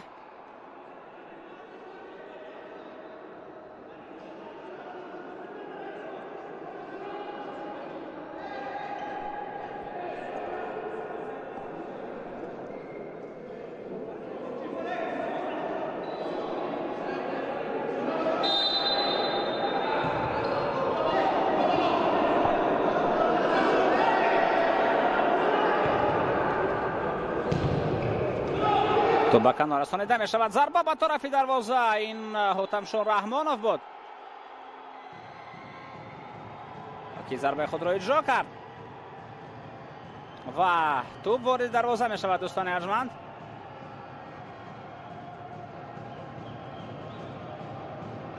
خود دروازه‌بان شورت رسولزاده اشاره میکنه که توپ از خط دروازه نگذشته بود، ولی ما در لحظه تکرار میتوانیم مشاهده کنیم این وضعیت را. گل حساب کرده می شود. گل حساب کرده می شود دوستان عزیز، چون که بعد از اون که شورت رسولزاده توپ را گرفت او با پشت افتید و توپ خط دروازه را عبور کرده است. دوبار همین را اشاره کرد، یعنی گل حساب کرده می شود دوستان عزیز و مؤلف گل حاتمشون رحمانوف است. حساب رقابت برابر 3-3 می شود چون که گل حساب کرده شد.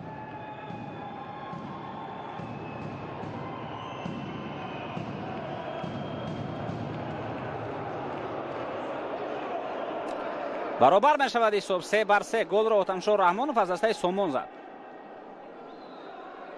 بار دیگر میتوانیم متوجه بگردیم چگونه حرکت بود، چگونه ضربه و بله اینجا توپ از خط دروازه گذشته بود. حتی در همین حالت هم معلوم است.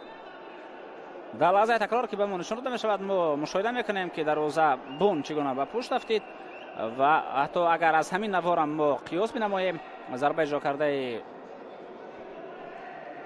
بازیگر دسته سومون اونقدر سخت نبود، ولی دروازه بون به خطا راه میدهد و این اشتباه باعث برای می شود که حساب رقابت برابر 3-3 میگردد.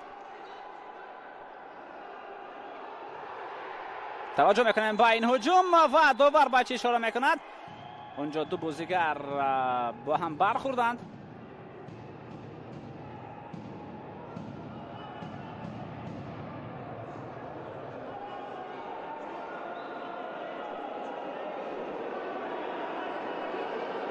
میتوانیم بارگر به این وضعیت ما متوجه بگردیم چگونه از موقع شهرت رسول زاده بیرون برآمد. ضربه برای هم البته کمی سخت بود.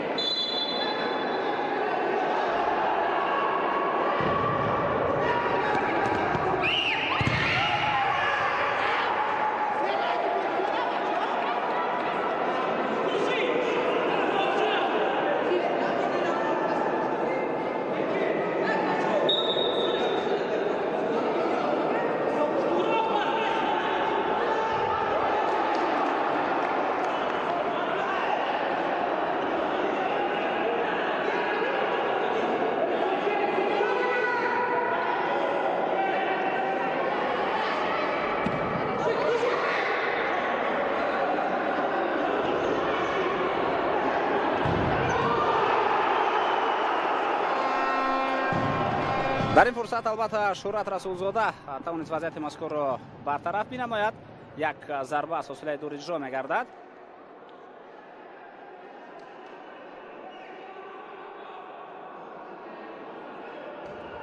پرتاب نوبتی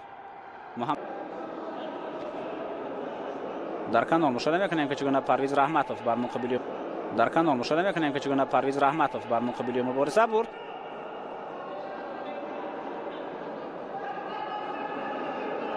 و خودی محمد جان اسلام خان هم کمی درد را احساس کرد.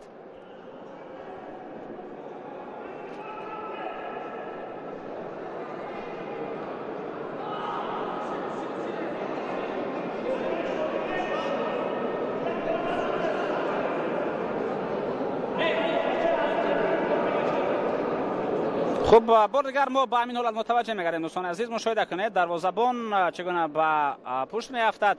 البته این گل بحث‌های زیادی را به وجود خواهد آورد در مسئله نبودن و بودن آن.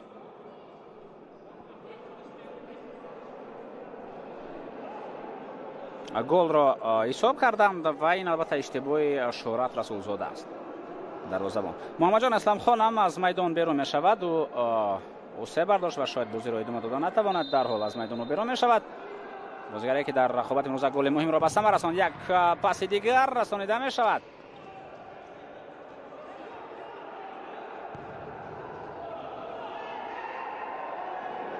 توپ از میدان بیرون شد. توسط کنار ما کوشش بازیگر رقم 9 شهریار جمعه خونزاده را دیدیم.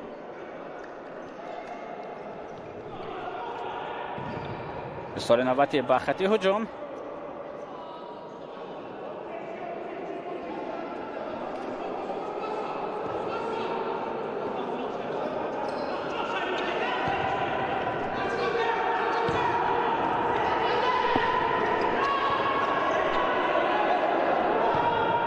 آتمشا رحمانوف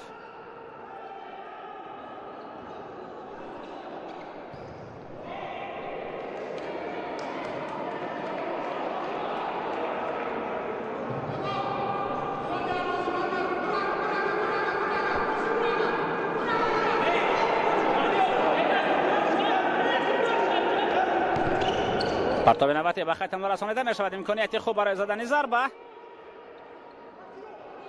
پرویز رحمتوف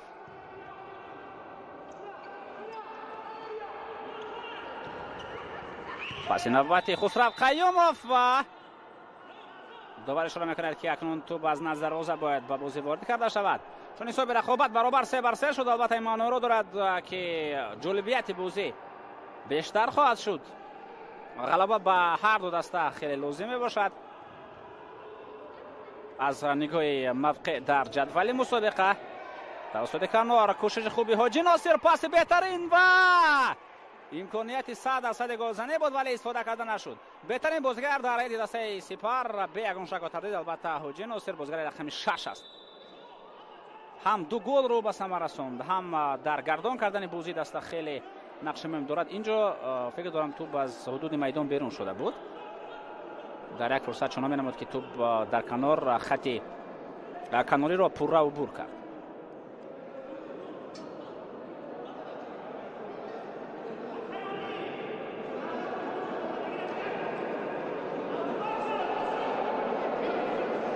خب بازیگران شناس کشور رستم حمیدوف، فیروز بکمرادوف، نیکروز علی محمدوف، نیکروز دیف و باز چند نفر دیگر قرار دارند و البته مخلصان هم در تالار حضور دارند. با احتمال غالب اینها مخلصان دسته سامان دانشگاه ملی تاجیکستان می باشند. پرویز رحمتوف، پاسیو حاجی ناصر در کنار مبارزه میبرد. تو به رمزم راخانوف رسید، بالاخره به حاجی ناصر و ناصر رسیده است ولی گنر دسته سپر تا به کنار و برگشته است. محمد جان اسلام خان به میدان در کنار راست و بازی را ادامه میدهد.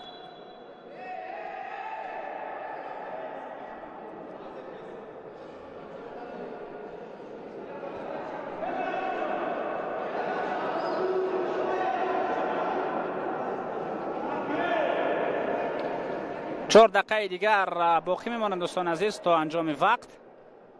4 دقیقه تازه.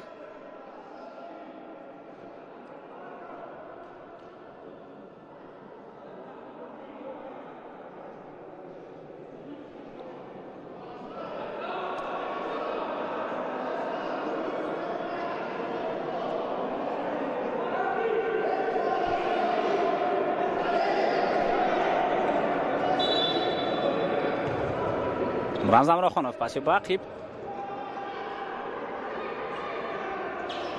در کنار تا خیر مبارزه برد محمد جان اسلام خان.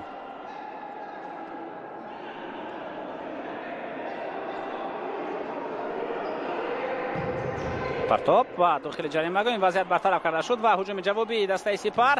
ضربه اجرا می‌گردد خسرو قیوموف. این ضربه را اجرا کرد ولی ضربه زده بازیگر مذکور بالاتر از دروازه می‌رود. رمزم راخانوف، شدیدیت بازی در دقیقه اخیر بیشتر می شود.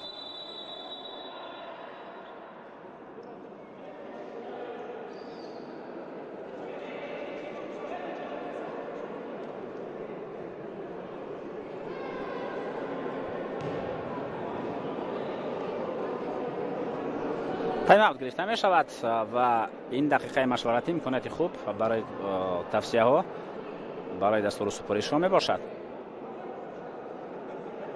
ما متوجه می‌گردیم به حالتی که محمد جان اسلام خان از کنار کوشش کرد و گل بسیار هم مهم را به ثمر رساند. ضربه‌اش خیلی قوی رفت که دروازه‌بان این ضربه را برطرف کردن نتوانست. رمزم راخانوف کوشش ضربه زنی کرد، اشتباه دغل فوتبالبازان سپر بود.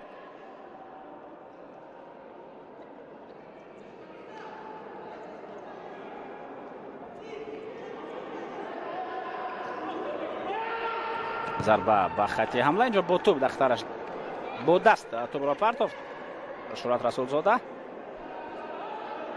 با میدان که یگانه از دستهایش در آنجا مبارزه خواهند برد با مثل محمد جان اسلام خان که این زمان تلاش کرد تا توپ را بگیرد پس از آنه که خوشبختی سویف توپ را به طرفش هوا داد.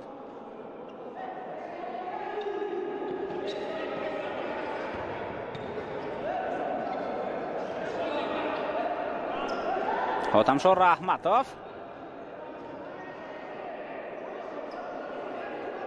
میدان آمده است محمد افغانوف از زیت ذخیروی. در هر دسته ما مشاهده میکنیم 5 نفر اساسی هستند که همیشه در میدان بازی میکنند و تنها در بعضی از فرصت ها از ذخیره هم فوتبالبازان به میدان میآیند. یعنی در حیات هر دو تیم بازیگران اساسی بر علام معلوم هستند. ضربه به طرف دروازه اجرا میگردد. چگونه امکانیت خوب پیدا شد. این ضربه رو باز هم حاجی ناصر باز هم از همین بازیگر خوف و خطر ایجاد میکند.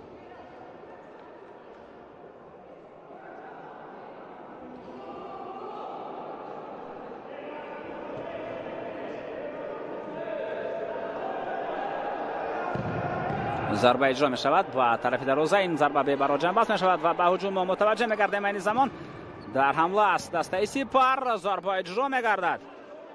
به نتیجه ضربه مذکور به اتمام رسید.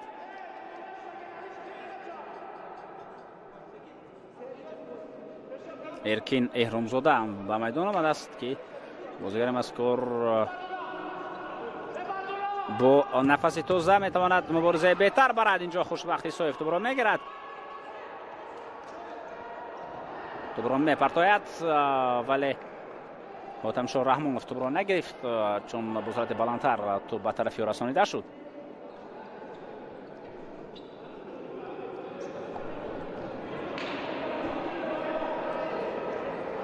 پرویز رحمتوف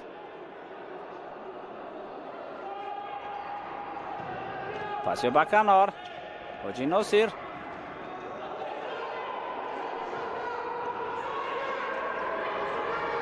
رمزم را خانف.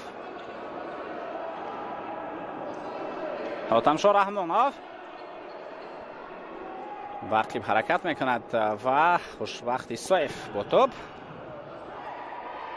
امکانیت برای ضربه زنی با وجود می آید. ضربه اجرا میگردد به طرف دروازه. شهریار جمعه خانزاده بود که موقع ضربه زنی را پیدا کرد.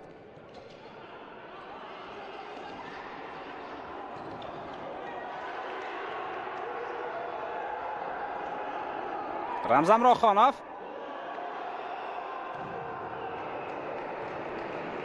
و شهریار جمعه خانزاده کوشش کرد برای اجرا کردن ضربه. این حالت با ضربه کنجی جنبست می شود.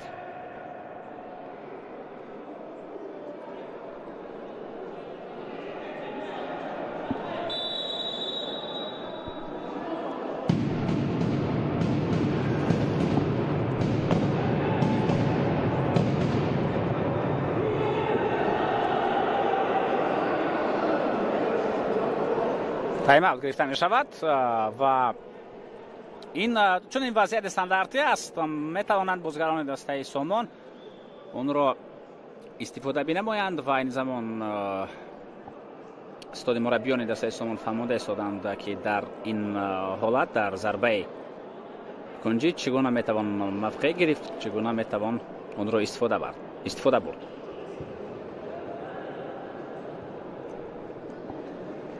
و سرمربی دسته سپر اونجا مسعود طاهری باشد بسیارتر دقت داد از به بازیگرانی که در خط دفاع باید موقع بگیرند و باید مبارزه برند و ما شما در نوار گویم کلان از موقع گرفتن در خط دفاع نشان داده شد که مسعود طاهری با دستپروان خود فهموند که در این وضعیت استانداردی چگونه باید دستپروانش موقع بگیرند. خب اوت است. نظر به کنجی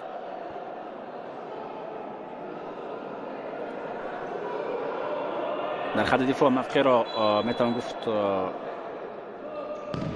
چهار کنجه اشغال کردند. دو خط را تشکیل کردند بازیگران دسته سپر.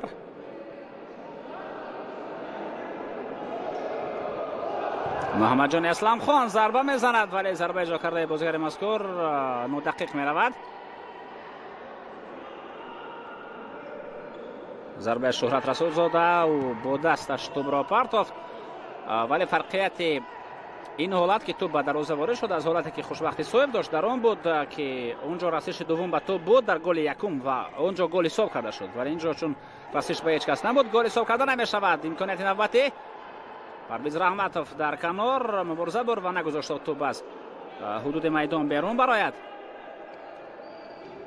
ضربه به خط به طرف دروازه بود با سر اجرا کرده میشد. محمد جان اسلام خان یک ضربه دیگری. خسرو قیوموف کوشش میکند توسط کنار چپ حرکت کرد، ضربه زد. ضربه اجرا کرده یا بالاتر از دروازه می رود. رمزم راخانوف پایده بازی ویران شده است بر مقابل حاجی ناصر در مرکز میدان و مؤلف دو گل در بازی امروز از داور طلب میکند که او باید کارت زرد نشان بدهد.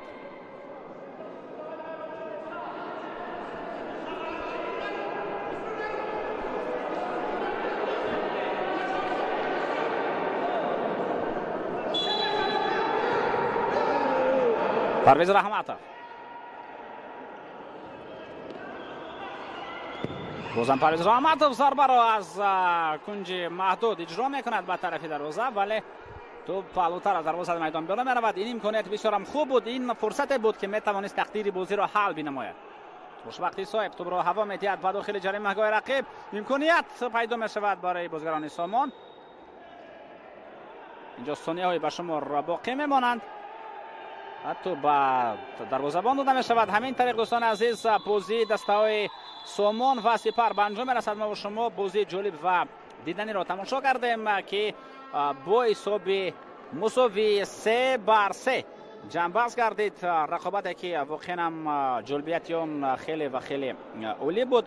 ما و شما توانستیم در رقابت امروزه و در بازی دسته‌های سامان و سپر متوجه گردیم. این بازی آخرین دور نهم سوپرلیگ بود. بازی با نتیجه 3-3 جنباز شد و گلروز خانواده‌زاده این بازی را با شما تماشا کردم. تا بازی نمودی خیلی خوش بکنیم. خیرتان سر و خانواده باشید.